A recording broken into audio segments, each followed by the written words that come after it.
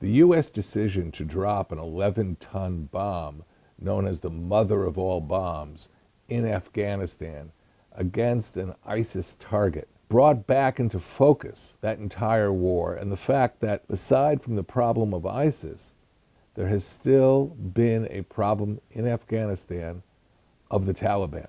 How did the Taliban become so significant over the last number of years since the 9/11 attacks? It's important to remember that the Taliban are as much a problem as the terror organizations that have congregated on Afghan soil. Taliban policy since the late 1990s involved a number of acts which they undertook, which have undermined not just the security of the Middle East, but also the security of the world. Of course, it was the Taliban who gave sanctuary to Osama bin Laden and to al-Qaeda prior to the 9/11 attacks. They were originally located or protected by the regime in Sudan.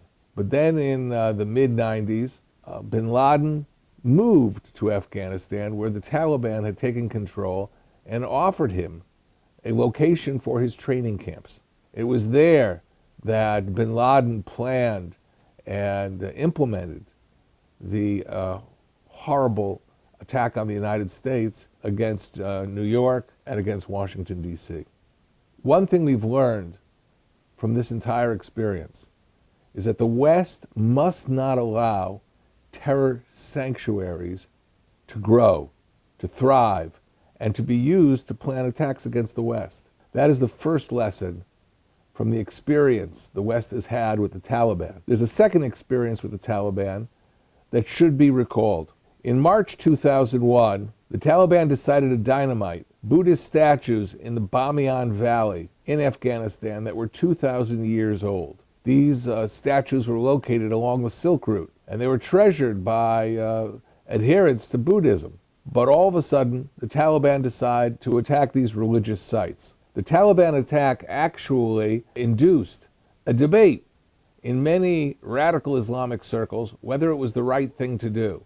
At first, for example, the spiritual head of the Muslim Brotherhood, Sheikh al-Qaradawi, thought it would be a mistake for the Taliban to attack the Buddhas because it would set up Muslims to be assaulted in Buddhist countries.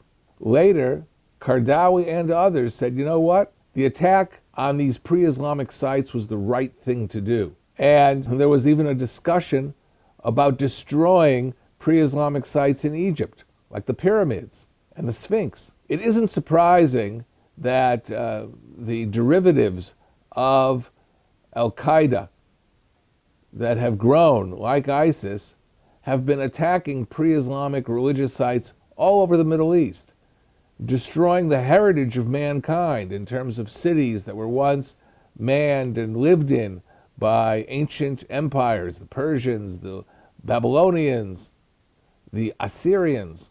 This tendency to attack religious sites of other faiths is a very dangerous trend that really had its first modern example with the attacks of the Taliban. And they remind us of the disastrous effects of the Taliban in years that came afterward.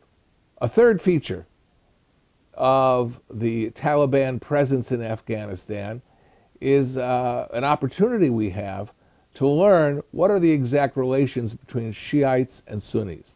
Taliban, of course, are radical Sunnis.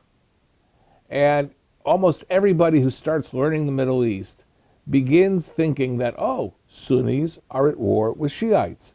And that's how you understand the politics of the Middle East. But it doesn't always work that way, because the Taliban today are equipped and even trained by Iranian forces. Iran is an essential ally of the Taliban, despite the fact that the Taliban are radical Sunnis and the Iranians are radical Shiites.